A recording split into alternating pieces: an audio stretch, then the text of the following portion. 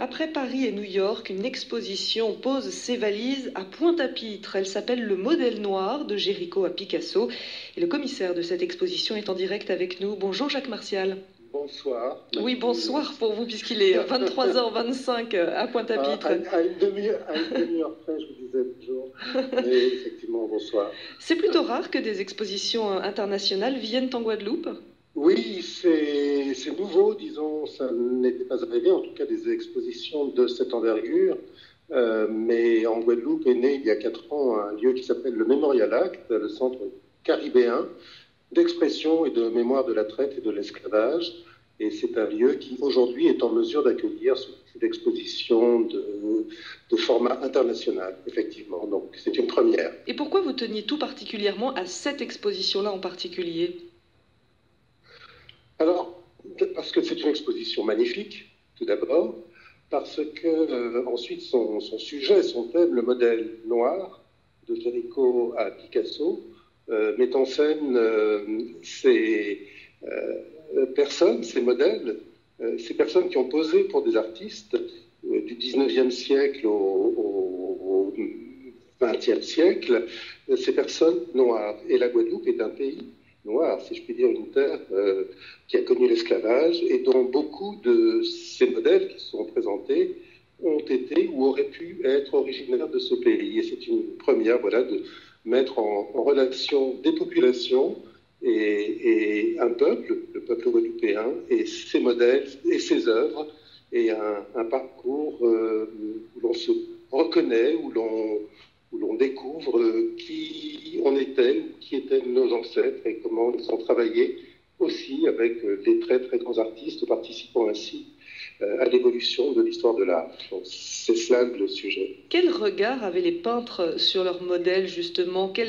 Est-ce qu'ils voulaient faire passer un message en particulier ? Est-ce que c'est un regard bienveillant ? Qu'est-ce qu'on voit exactement dans cette expo ? Alors, il y a différentes choses. Si on pense à Géricault, par exemple, c'est un regard absolument militant. Géricault est quelqu'un qui se révolte contre la réinstauration de l'esclavage à laquelle a procédé Napoléon. Et lorsqu'il peint son radeau de la Méduse, eh bien, il met en scène 3 personnages noirs, dont celui qui soudain lève le fanion qui va permettre au navire de repérer le radeau de la Méduse. Eh bien, c'est Joseph. Il choisit de mettre en scène Joseph, ce modèle noir, une star de l'époque, qui va sauver les habitants. C'est un geste absolument militant. Il y a ceux qui peignent des personnes qu'ils ont rencontrées. Vous savez que les artistes, l'art, et les artistes sont des gens qui pensent la société, qui voient la société telle qu'elle est et qui nous la montrent, qui nous permettent de la voir, de la comprendre telle qu'elle est. Donc il y a ces artistes-là et ce modèle-là également. Et puis et ce sont eux qu'on a choisi de montrer dans cette exposition. Jacques Martial, est-ce qu'il y a beaucoup de musées en Guadeloupe ? Est-ce que c'est un secteur dynamique ?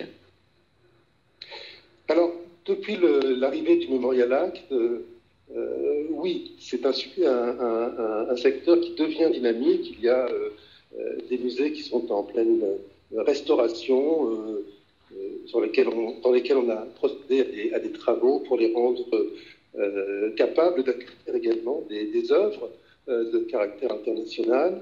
Il y a des expositions nouvelles. C'est vraiment tout un champ qui est en train de se réveiller grâce à l'impulsion donnée par ce Memorial Act. Oui, il se passe des choses en Guadeloupe tout à fait formidables. Merci Jacques Martial, vous êtes le commissaire de l'exposition Le Modèle Noir de Géricault à Picasso. Exposition à voir à partir de demain, samedi 14 septembre jusqu'au 29 décembre. Vous étiez notre invité déjà debout, merci beaucoup.